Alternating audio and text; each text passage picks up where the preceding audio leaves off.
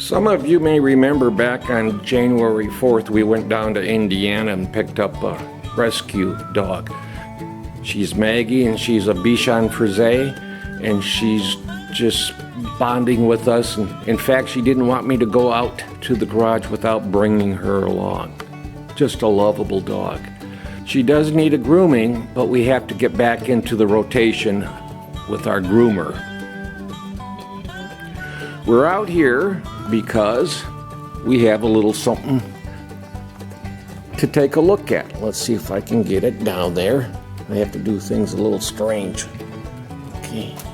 So today we're looking at this little puppy. The question is this only good for being a boat anchor? Or is this Harbor Freight Central Forge Anvil actually an anvil?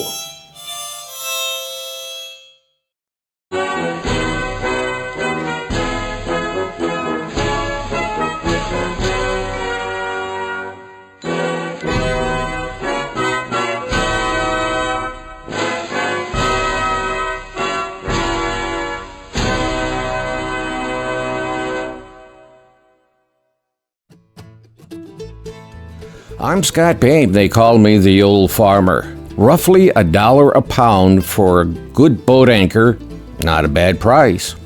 There are a few politicians that I would like to tie a few boat anchors on so that they couldn't go and cast their vote. But knowing them, they would figure out a way to get loose. What do we find in a good anvil? First, they are forged, not cast. Billets, that's a hunk of metal, in this case iron, are molten and are poured into a mold and have the heck pounded out of them with multi-ton weights. Then on top, a piece of 1/2 inch or 3/4 inch boilerplate steel is welded onto the face. Never hammer directly onto an anvil. You can chip pieces off or possibly crack the anvil. Don't do it. Saying this, there is a way to see if it's a good anvil. Hold a small hammer in your hand about 4 inches up and let it pivot down without any dragging placed on it. Does it bounce back close to the height that the hammer started from? If it does, you have a good anvil. Try the same thing on a concrete driveway and you see that you have a good bounce back on the hammer. A good anvil will do even better. In the middle of the 19th century and at the start of the 20th century, anvils were forged or drop-forged. Drop-forged anvils would be the strongest type and used for the heaviest type of blacksmithing. Anvils were made by forge welding billets of wrought iron together to create the desired shape, or hot billets would be molded under tremendous force, such as dropping tons of weight onto the mold to form the specific anvil.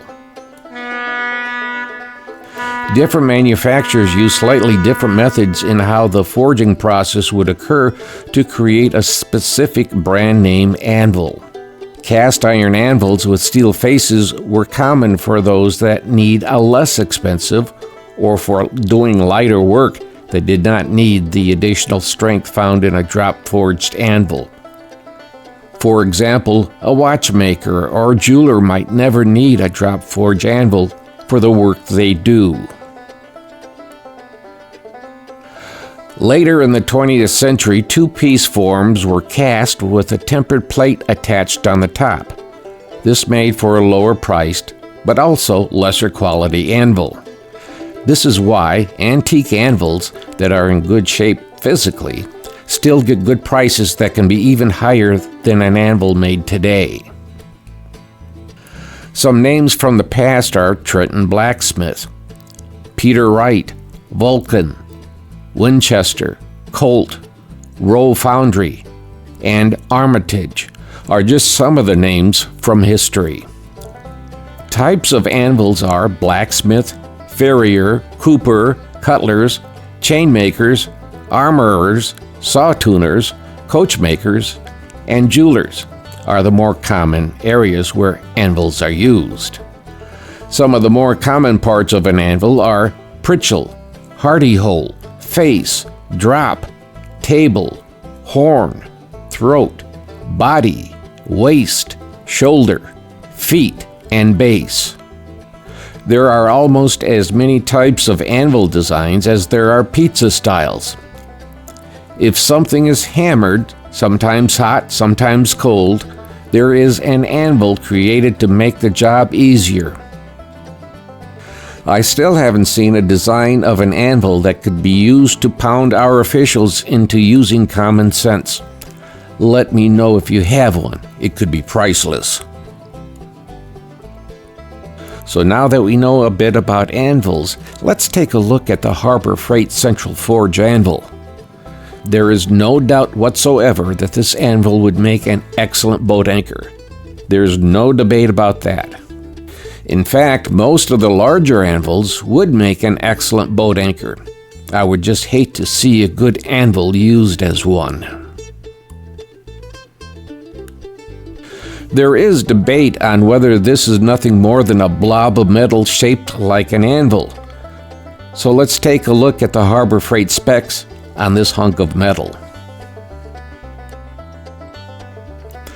First, it's a cast iron casting.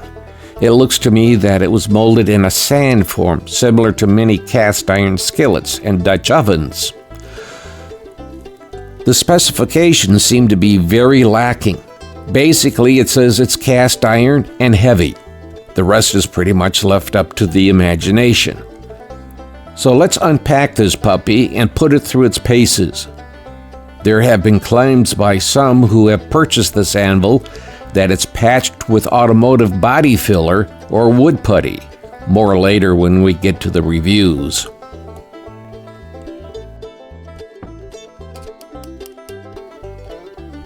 Next, I checked to see how reflective it was with an energy rebound. That is how well it bounces a hammer. A good anvil will give a strong rebound to a blow.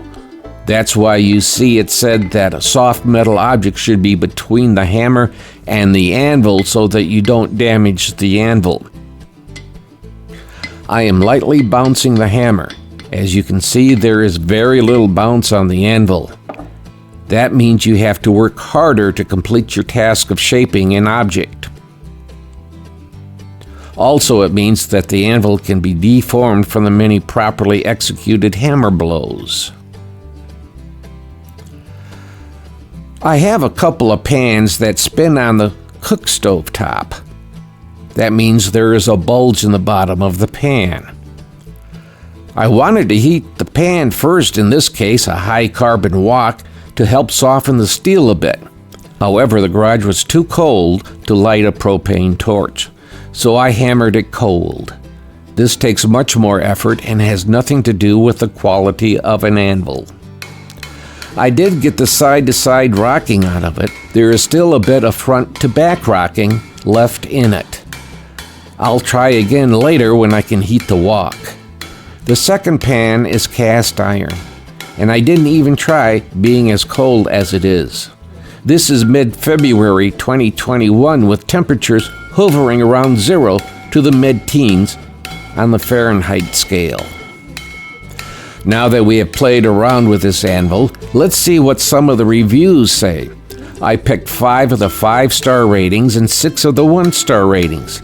I did not correct syntax or spelling. When I discount the 1-star reviews that show operator error, I tend to find that I gain more information from the 1 stars than I do the 5 stars.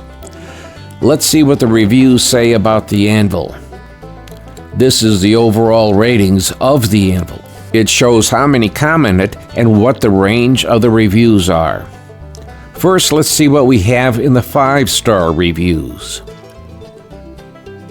This little guy works great. Great for beginner hobbyists. Good value. Nice anvil for the money. Compact size, yet very durable. I knew it was soft metal, so should you put it was perfect for what I wanted it for? There is a reason why it's the size and weight it is and why the price is cheap, people. It holds my boat perfectly still when fishing. Hasn't moved an inch. When I get frustrated, I can bang my head against it, and there isn't a scratch on it. If my week is going well and I have no problems to fix, then a small drop from waist high to my barefoot will fix that just fine.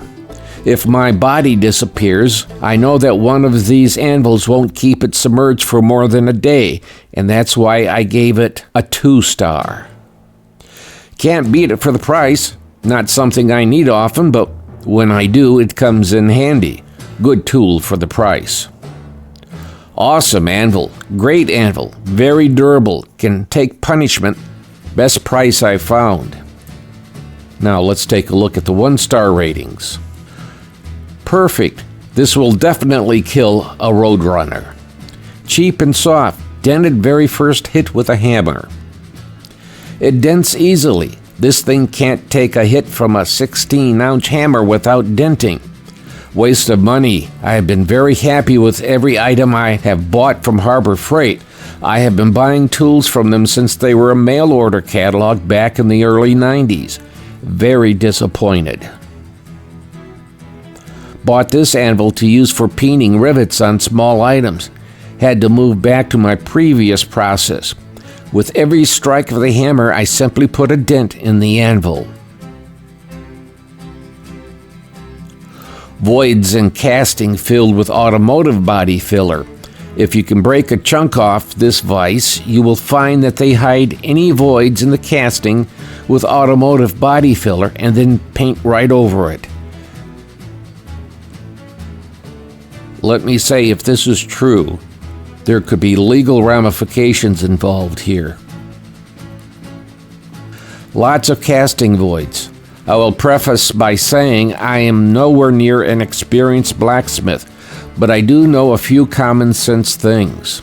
I didn't expect much when I purchased this anvil. I've read many reviews and seen lots of videos online saying, buy anything but the Harbor Freight anvil, but I figured for a little over $1 a pound, how could you go wrong? As I was opening the package, I noticed a brown putty that was molded into the table in the rear next to the hardy hole. I noticed it was a void in the casting, and rather than them scrapping it, they filled it with some sort of cheap wood putty and sanded out the edges. After further inspection, I found this all over the feet of the anvil and many other places. Don't get me wrong, I can still bang on the thing, but wood putty as opposed to maybe some hard face welding? Come on now. Again, if this is true, there could be legal ramifications involved here. Back on the farm, we had a real honest-to-goodness old-fashioned anvil. I remembered how I could form metal with the old farm anvil compared to this Harbor Freight Central Forge anvil. In comparison to a real anvil, it's like I'm hitting mud. It was very tiring to use. I wish they had at least welded a tempered 1/4-inch plate onto the face of the anvil. This would greatly increase the usability of the anvil.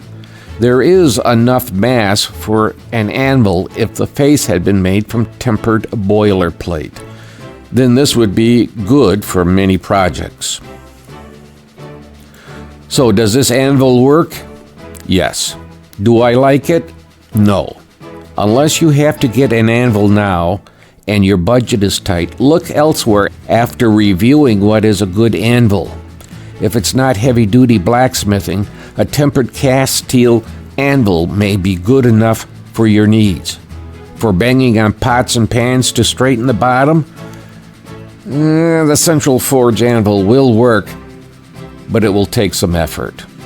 Again, I will say I think there is no doubt whatsoever that this anvil will make a great boat anchor.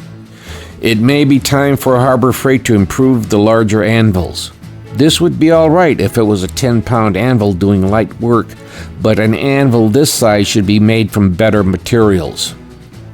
Well, this is the old farmer Scott Bame. Be well.